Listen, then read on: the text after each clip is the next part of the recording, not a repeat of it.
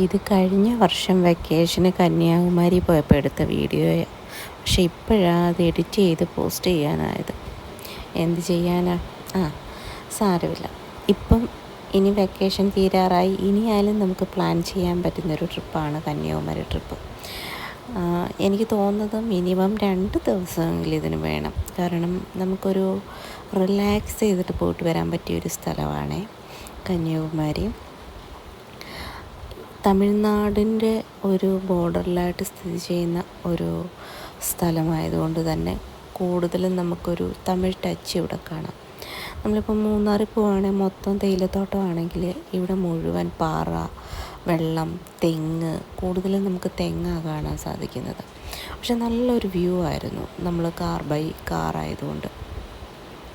പിന്നെ എനിക്ക് തോന്നിയ മറ്റൊരു കാര്യം, നമുക്ക് ട്രിവാൻഡ്രം കഴിഞ്ഞു കഴിഞ്ഞാൽ വലിയ ട്രാഫിക്കില്ല, നല്ല സ്മൂത്ത് ഡ്രൈവായിരുന്നു. പെട്ടെന്ന് തന്നെ കന്യാകുമാരി എത്തി. ഞങ്ങൾ രാവിലെ പുറപ്പെട്ടു, ഒരു ഉച്ചയോടുകൂടി തന്നെ അവിടെ എത്തി. പക്ഷെ ഫുഡൊക്കെ ഞങ്ങൾ ലഞ്ചൊക്കെ കേരളത്തിൽ നിന്ന് തന്നെ കഴിച്ചിട്ടാണ് പോയത്. കാരണം നമുക്കറിയാമായിരുന്നു അവിടുത്തെ ഫുഡ് എത്രമാത്രം നമുക്ക് അഡ്ജസ്റ്റ് ചെയ്യാൻ പാടാന്ന് നമുക്കറിയാമായിരുന്നു. അപ്പം ഉച്ചയോടുകൂടി ഞങ്ങൾ അവിടെ എത്തി. ഞങ്ങൾ റൂം എടുത്തു, ഫ്രഷായി. അവിടെ നേരെ ഒരു 4 മണിയാണ് നിങ്ങളിപ്പോൾ ഈ കാണുന്ന സമയം. എന്നാലും വെയിലിനൊരു കുറവുമില്ല. കാരണം നമുക്കറിയാമല്ലോ, കടൽ തീരത്ത് പോയി കഴിഞ്ഞാൽ അങ്ങനെ ആണല്ലോ. ഇത് നല്ല ഒരു ക്ലൈമറ്റ് ആയിരുന്നു പൊതുവേ അന്ന്. ഇത് ഒരു പാലമുണ്ട് കടലിൻ്റെ നടുക്കോട്ട്, പ്രോപ്പർ നടുക്ക് വരെയല്ല, എന്നാലും കുറച്ച് ദൂരം വരെ ഇങ്ങനെ പാറകളടുക്കി നമുക്കിങ്ങനെ നടന്നു പോകാം. ഞങ്ങളതിൻ്റെ കുറച്ച് സ്ഥലമേ പോകുള്ളൂ, കാരണം എനിക്ക് പേടിയായി. അത്രയ്ക്ക് കാറ്റാണ്, നമ്മൾ പ്രതീക്ഷിക്കുന്നതിലും അപ്പുറത്തെ കാറ്റാണ് അവിടെ നമുക്ക് അനുഭവപ്പെടുന്നത്. അന്ന് രാത്രി ഞങ്ങൾ നമ്മുടെ അമ്പലത്തിൽ കയറിയിട്ട് റൂമിൽ വന്ന് റെസ്റ്റ് ചെയ്തു. പിറ്റേന്ന് രാവിലത്തെ വീഡിയോ ആണ് ഈ കാണുന്നത്. രാവിലെ ഒരു 6 മണിക്ക് തന്നെ ഞങ്ങൾ പുറപ്പെട്ടു. ക്യൂ എന്ന് പറഞ്ഞാൽ അപാര ക്യൂ ആണ്. 6 മണിക്ക് ചെന്നതുകൊണ്ട് തന്നെ ഞങ്ങൾക്ക് ഫസ്റ്റിലത്തെ ഷിപ്പിൽ തന്നെ കയറാൻ, ഷിപ്പല്ല, അത് ഒരു വലിയൊരു ബോട്ടാണ്. അത് എനിക്ക് തോന്നുന്നൊരു ജാമ്പവാൻ്റെ കാലത്തെ പഴക്കമുണ്ട് അതിന്. അതിൽ കയറി ലൈഫ് ജാക്കറ്റൊക്കെ തന്നെങ്കിലും മനസ്സുകൊണ്ട് ഉള്ളിലൊരു പേടിയുണ്ടായിരുന്നു.